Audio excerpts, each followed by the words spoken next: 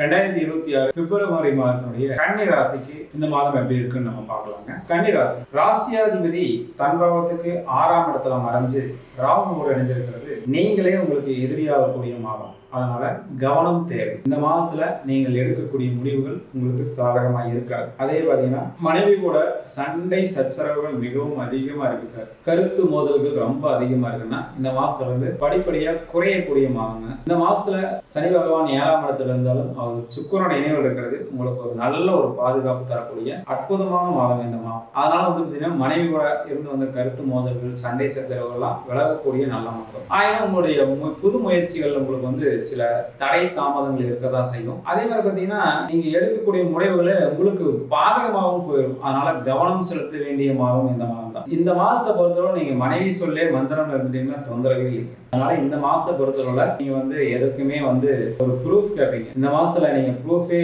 மனைவிட்டு விட்டுட்டீங்கன்னா அவங்களே உங்களை நிர்வாகம் பண்ணிக்குவாங்க. இந்த மாதத்தை பொறுத்தவரை கன்னிராசிக்காரங்க எதற்குமே புதிய முயற்சிகள் இறங்கக்கூடாது. பழைய முதலீடுகள்ல அப்படியே கண்டினியூ பண்ணலாம். எந்த காரணத்து கொண்டும் புது முயற்சிகள் ஆகாது. அதே மாதிரி பார்த்தீங்கன்னா திருமணம் அப்படிங்கிறது இந்த மாதம் நடக்க தான் செய்யும். குழந்தைகள் பிறப்பாங்களான்னா கண்டிப்பா குழந்தைகளுக்கு உண்டான நல்ல காரியங்கள் உங்களுக்கு கை கொடுக்கும். அதே மாதிரி பார்த்தீங்கன்னா குழந்தைகள் படிப்பு விஷயத்துல இருந்து வந்த சங்கடங்கள் தீரத்தான் செய்யும்.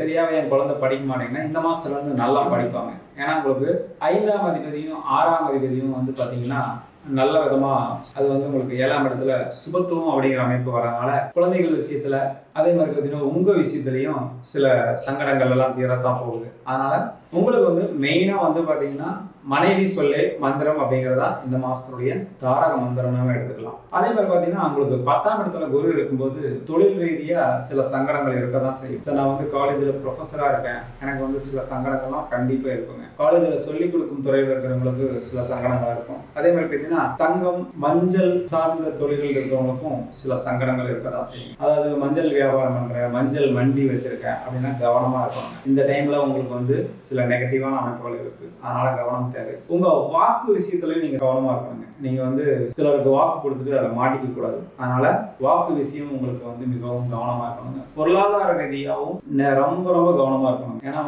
குரு பகவான் 2ஆம் இடத்தையும் பார்க்கறது தவறுங்க. குடும்ப உறவுகள் மட்டுமே உங்களுக்கு மிகவும் சிறப்பா இருக்குங்க. அதனால நல்ல விஷயங்கள் உங்கள் வீடு தேடி வரக்கூடிய மாதமும் இந்த மாதம் தான். கவனம் செலுத்த வேண்டிய மாதமும் இந்த மாதம் தான். இந்த மாதம் உங்களுக்கு கலப்பு பலன்கள் நடக்கக்கூடிய நல்ல மாதமாக இந்த மாதம் அமைகிறது கன்னி ராசி.